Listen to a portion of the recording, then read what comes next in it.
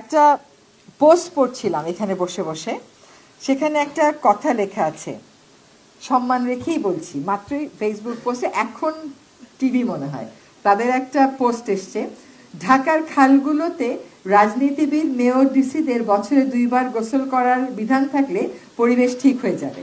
এটা একজন জামাত নেতা বলেছেন। তো এই বুদ্ধিটা আসলে আমার মাথায় আসেনি, এই বুদ্ধিটা কিন্তু আমারও না। সো উইথ ডিউ রেসপেক্ট বলছি যে আসলে রাজনীতিবিদরাই দেশের সমস্যার সমাধান দেবেন। আমাদের রাজনীতিবিদেরা বা রাজনৈতিক প্রথা বারবার যদি সফল হইতো তাহলে আমাদেরকে আর দায়িত্ব নিতে হতো না, হয়তো বা আমাদেরকে একটা ক্রাইসিস মোমেন্টে আসতে হয় মাঝখানের একটা যোগসূত্র করে দেওয়ার জন্য। হ্যাঁ, তো শেষ সমাধান কিন্তু রাজনীতিবিদদের হাত ধরেই আসতে হবে, এবং যদি পরিবর্তনকে টেকসই হতে হয় তাহলে পরিবর্তনকে টেকসই রাজনীতিবিদেরাই করতে পারবেন, তো তাদের সেই ম্যান্ডেটটা থাকে।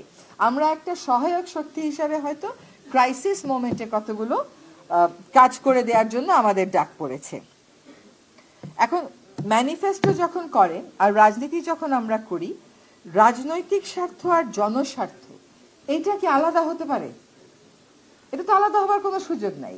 আপনার দলের স্বার্থ যা, আপনার রাজনীতির স্বার্থ তাই হতে হবে, আর আপনার রাজনীতির স্বার্থ যা, আপনার জনস্বার্থ তাই নিশ্চয়ই হবে। যদি তাই না হয় তাহলে কিন্তু আমরা সকলেই রাজনৈতিক নেতা হয়ে যাব, যারা রাজনীতি করি এবং রাজনীতি করেন, কিন্তু আমরা সব সময়ের জন্য একজন আত্মত্যাগী রাজনৈতিক নেতা হব না।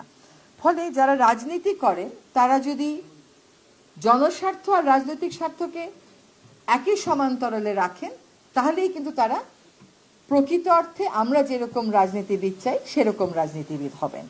আরেক একটা টেন্ডেন্সি সরকারে জয়েন করে দেখছি, অসম্মান করা। ধরেন আপনি সমালোচনা করা এক বিষয়, আর অসম্মান আর ব্যক্তিগত আক্রমণ করা আরেক বিষয়।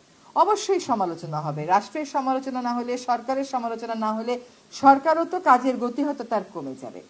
কিন্তু প্রায় সময়ই ভুল তথ্য দিয়ে, বিভ্রান্তিকর তথ্য দিয়ে, ভুল ব্যাখ্যা দিয়ে অসম্মান করার চেষ্টা করা হয়।